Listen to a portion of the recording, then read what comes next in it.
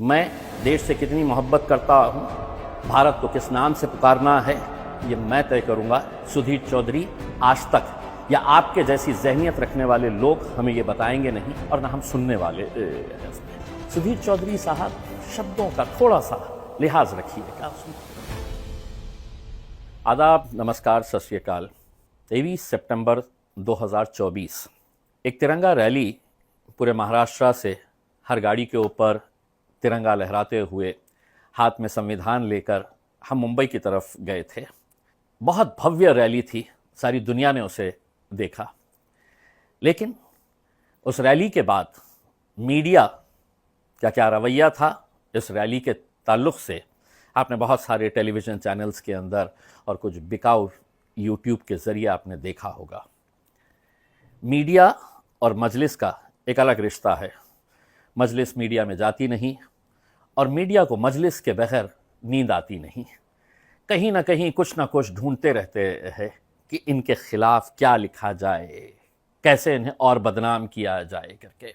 मैंने इससे पहले एक रिपोर्ट बनाया था कि रिपब्लिक भारत, बहुत बड़ा ग्रुप, हिंदी चैनल, अपनी सारी हदों को पार करते हुए, बेईमानी की हदों को पार करते हुए उस रैली के अंदर लाठीचार्ज के कुछ वीडियोस डाले गए थे। हमारी रैली के अंदर लाठीचार्ज, कहीं दिल्ली के करीब 1.5-2 साल पहले हुई लाठीचार्ज के विजुअल डालकर यह बताया गया था कि देखिए वहां पर बंबई में घुसने से पहले कैसा लाठियों से इन्हें भूना गया है करके। हमने पूरा पोस्टमार्टम करके रिपब्लिक भारत के बिल्कुल रिपब्लिक भारत को हमने पूरी तरीके से उधेड़ दिया था। उनकी सच्चाई देश के सामने लेकर आई। वरना लोग तो यही समझते रिपब्लिक भारत को देखकर कि कैसा देखिए इस रैली के अंदर। लेकिन हमने भी सोचा कि अब हम खामोश बैठने वाले नहीं हैं, जवाब हम देंगे। जी न्यूज़ वाले ने कुछ अपने तौर के ऊपर हमें बदनाम करने के लिए कहीं का वीडियो उठा के डाल दिया और हमारे ऊपर सवाल उठाना शुरू कर दिया, उसका भी जवाब हमने दिए। और आज बारी है आज तक सबसे तेज चैनल की, और उसके एंकर है सुधीर चौधरी साहब। 23 तारीख के दिन रैली निकली, 25 तारीख के दिन प्राइम टाइम में सुधीर चौधरी साहब, बड़े सीनियर जर्नलिस्ट है, इन्होंने 9 मिनट की एक रिपोर्ट तैयार की हमारे रैली के ऊपर। कहते हैं ना कि जहर में मिठास घोल कर कैसे पिलाया जा सकता है, उनकी ये रिपोर्ट देखने के बाद आपको समझ में आएगा। 9 मिनट आपके पास वक्त नहीं होगा, लेकिन ये रिपोर्ट मैं चाहूँगा कि पहले आप वो रिपोर्ट ज़रूर देखें, उनकी सुधीर चौधरी की, जो आज तक के ऊपर उन्होंने दिखाए थे। और उस रैली का पूरा उन्होंने वर्णन किया था, एक्सप्लेन किया था, और उन्होंने बताया था कि एक नया शब्द आया है, इस्लाम और तिरंगा। नया शब्द, इस्लाम और तिरंगा। इसको लेकर उन्होंने पूरा उसका बड़ा ब्रॉडली उन्होंने उसको एक्सप्लेन किया। और उन्होंने कहा कि अब मुसलमान जो है अब अपनी रणनीति बदल रहा है और अपनी नई स्ट्रैटेजी तैयार कर रहा है, और वो अब मुसलमान इस देश का अपने हाथ में तिरंगा ले लिया है। अब सुधीर चौधरी साहब, शब्दों का थोड़ा सा लिहाज रखिएगा उसमें।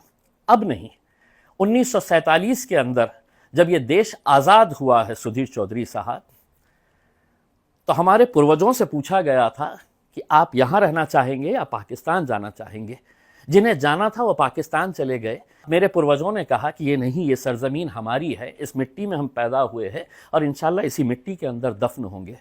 1947 को जब देश आज़ाद हुआ और हमें तिरंगा मिला, तो उसी दिन से इस मुल्क के मुसलमानों ने बड़े गर्व से, बड़े अभिमान से, बड़े फ़ख्र से उस तिरंगे को अपने हाथ में ले लिया।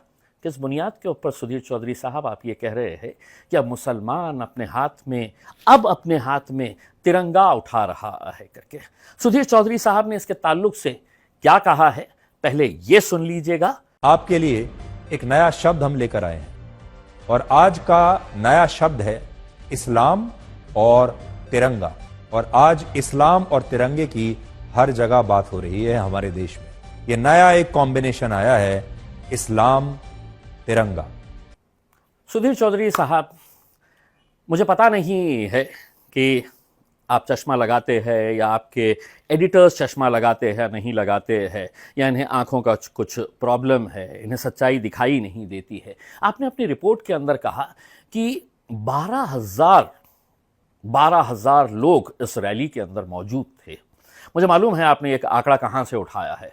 यहीं के हमारे औरंगाबाद के टाइम्स ऑफ इंडिया के अपने आप को सेक्युलर कहने वाले एक रिपोर्टर ने डाल दिया कि 12,000 थे करके। या तो इन्हें चश्मे की ज़रूरत है, आपके एडिटर्स को, या आपको भी चश्मे की ज़रूरत है। हज़ारों की तादाद के अंदर गाड़ियाँ थी, तो आप अंदाज़ा लगा सकते हैं कि कितने लोग रहेंगे। तो एक तरफ आप ये कहते हैं कि 12,000 लोग सिर्फ सड़कों के ऊपर निकले थे, और दूसरी तरफ आपने ख़त्म करते करते अपने ये कहा कि देखिए कितना बड़ा जन सैलाब रास्ते पर उमड़ पड़ा है। सुधीर चौधरी साहब, अगर 12,000 लोग इकट्ठा हुए तो वो जन सैलाब नहीं होता है। अगर लाखों की संख्या के अंदर अगर लोग निकलते हैं तो उसे जन सैलाब कहते हैं। आपने सुधीर चौधरी साहब क्या कहा है इस बारे में, जरा खुद सुन लीजिए।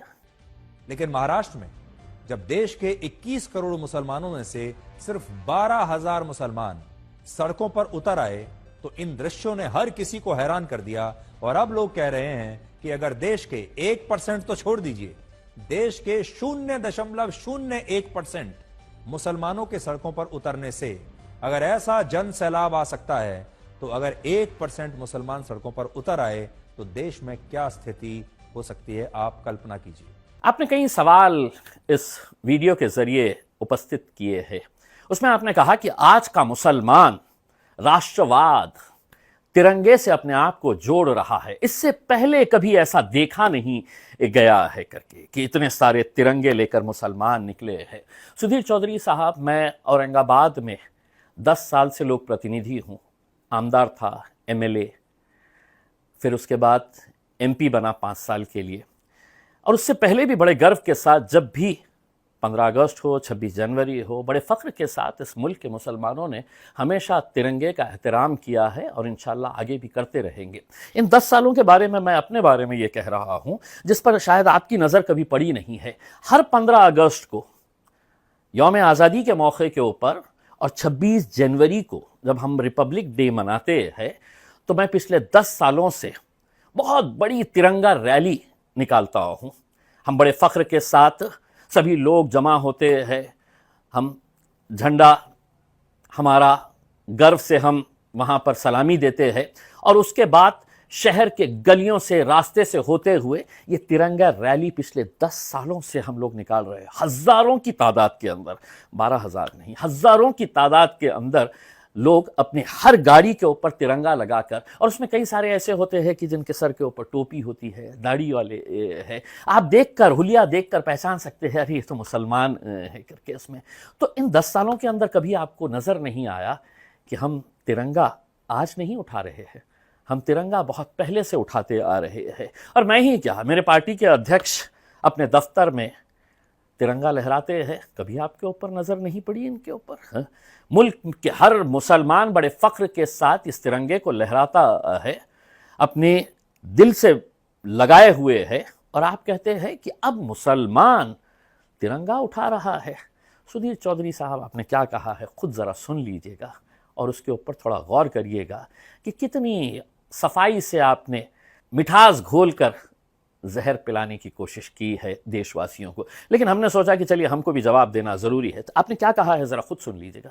पहली बात यह कि अब भारत के मुसलमानों ने अपनी रणनीति को बदला है, मुसलमानों के नेताओं ने रणनीति को बदला है, और अब वो अपनी छवि को बदल रहे हैं। और अब आज का मुसलमान अपने आप को राष्ट्रवाद से और तिरंगे से जोड़ रहा है। इससे पहले आपने इस तरह की रैली में तिरंगे झंडे का इस्तेमाल कभी नहीं देखा होगा। लेकिन पहले जब मुसलमान इस तरह की यात्राएं निकालते थे, विरोध प्रदर्शन किया करते थे, रैली किया करते थे, तब इनमें उनके हाथों में हरे रंग के धार्मिक झंडे होते थे। आप याद कर लीजिए, हरे रंग के धार्मिक झंडे उनके हाथ में हुआ करते थे इससे पहले। लेकिन यह शायद पहली बार है जब मुसलमानों ने धार्मिक झंडों की बजाय राष्ट्रीय ध्वज, तिरंगा हाथ में लेकर यह यात्रा निकाली है, और ठीक उसी तरह से अपनी एकता दिखाई है जैसे हमारे देश में हिंदूवादी संगठन राष्ट्रवाद के नाम पर अपनी रैलियों में तिरंगा लेकर सड़कों पर उतरते हैं। तो मुसलमानों के हाथ में इस बार हरे रंग का झंडा नहीं है, बल्कि तिरंगा है, और मुसलमान राष्ट्रवाद और तिरंगे के साथ सड़कों पर उतरा है। सुधीर चौधरी साहब, आपने ये भी सवाल उठाया कि इससे पहले मुसलमान जब निकलता था तो हरे झंडे लेकर निकलता था उसमें।